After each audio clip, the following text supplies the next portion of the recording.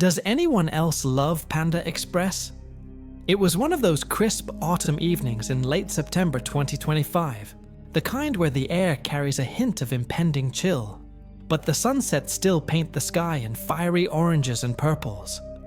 I had just clocked out from my shift at the Amazon warehouse, my muscles aching from hours of lifting boxes that seemed to multiply like rabbits. My job wasn't glamorous.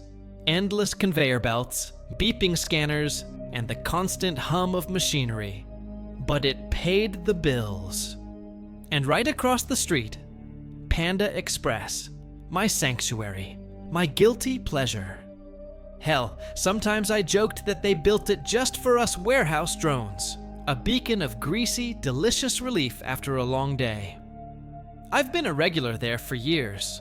Their menu is a sprawling feast of Asian-inspired delights, sweet and sour pork that melts in your mouth, chow mein tangled like a savory web, and of course, the star of the show, the original orange chicken, crispy on the outside, tangy and tender within. I've sampled it all, from the fiery kung pao to the subtle mushroom chicken. But no meal is complete without that final ritual. Cracking open a fortune cookie, unfurling the tiny slip of paper, and pondering whatever cryptic wisdom the universe has decided to toss my way. You will find great success in unexpected places. Patience is the key to joy. Harmless stuff usually. It's like a little dessert for the soul. That day though, something felt off from the start. Maybe it was the way the wind whispered through the trees as I crossed the street, or the unusual quiet in the parking lot. No honking horns, no chatter from fellow commuters. My mouth watered anyway, the familiar neon sign pulling me in like a moth to a flame. I pushed through the glass doors, the bell jingling cheerfully above me, and the aroma hit me like a warm embrace. Sizzling woks, soy sauce, and that unmistakable fried rice scent. The place was bustling as always. Families huddled around tables, kids giggling over egg rolls, office workers in rumpled shirts scrolling their phones while shoveling in bites. I ordered my go-to twist. Beijing beef, glistening with that sticky, spicy glaze, piled high on a bed of fried rice that was fluffy yet crispy at the edges. Paired it with a large Diet Coke, fizzing coldly in its oversized cup. I slid into my favorite booth, the one tucked in the corner with a panoramic view of the woods beyond the window. Small buildings dotted the landscape, old barns or sheds maybe, silhouetted against the horizon. Under the setting sun, they looked like something out of a postcard, serene and almost magical. I dug in with gusto, the first bite exploding with flavor. The beef was tender, the sauce a perfect balance of heat and sweet, mingling with the rice in a symphony of textures. Sip of Diet Coke to wash it down, that carbonated burn chasing away the day's fatigue. Ah, I sighed, leaning back as contentment washed over me. The overhead speakers pumped out pop hits, some upbeat Taylor Swift remix, I think, blending with the murmur of conversations, the clatter of trays, and the rhythmic sizzle from the kitchen. It was my happy place, a bubble of normalcy in an otherwise chaotic world. As the last grains of rice disappeared, I reached for the fortune cookie, its golden shell cracking satisfyingly under my fingers.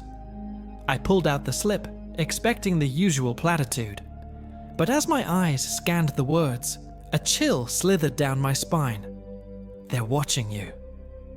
I blinked, rereading it. The gods? My guardian angels?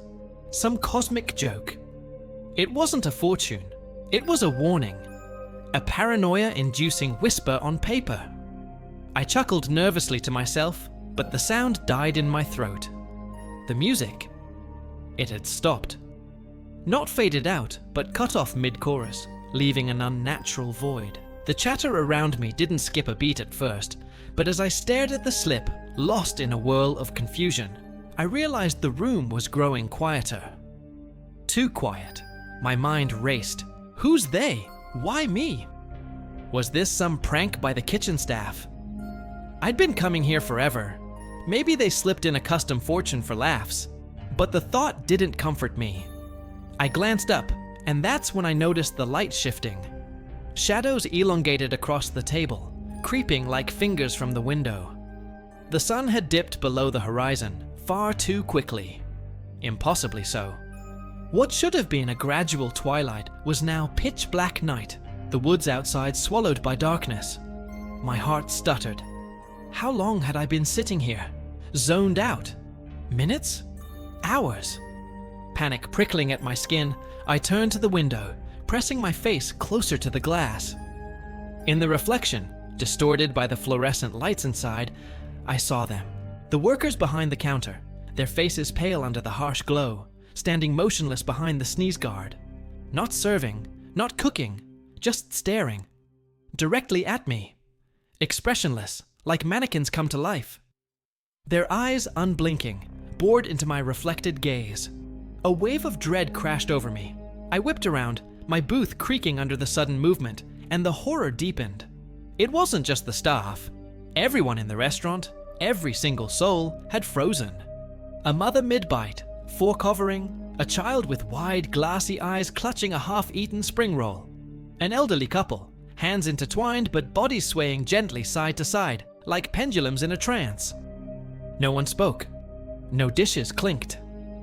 The grill's sizzle had vanished, leaving only the hum of the air conditioning and my own ragged breathing. Their eyes. Oh God, their eyes. Glazed over, devoid of life, yet locked on me with an intensity that pierced my soul. Swaying, swaying, as if pulled by invisible strings. I felt exposed, violated, like I was the punchline to some cosmic horror show. My mind screamed nightmare, hallucination, maybe the exhaustion from work, or something slipped into my food. But it felt too real. The air grew thick, heavy with unspoken malice. On the edge of shattering, I squeezed my eyes shut, fists clenched on the table. 10, I whispered, following my psychiatrist's old advice for panic attacks. 9, 8, my voice trembled, echoing in the silence.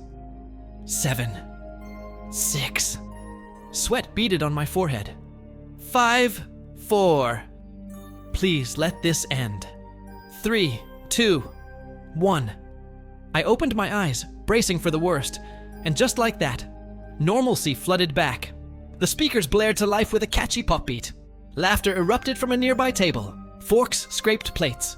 A worker called out an order number. The world had rebooted, as if nothing had happened. I exhaled shakily, rubbing my temples. A hallucination. It had to be. Stress, maybe. Or low blood sugar. But then, as I scanned the room to steady myself, my gaze snagged on him. A new employee. I'd never seen him before. Standing behind the counter, wiping his hands on a towel.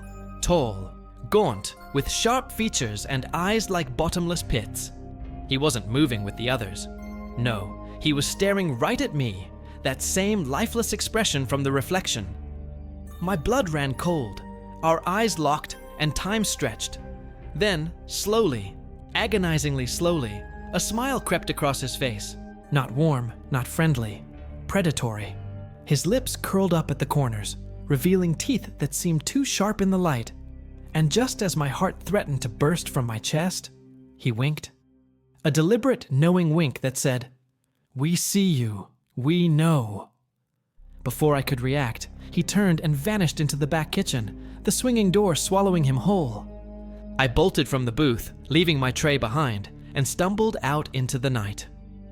The woods loomed darker than ever, the small buildings now sinister shadows. As I hurried back to my car, fortune slip crumpled in my fist.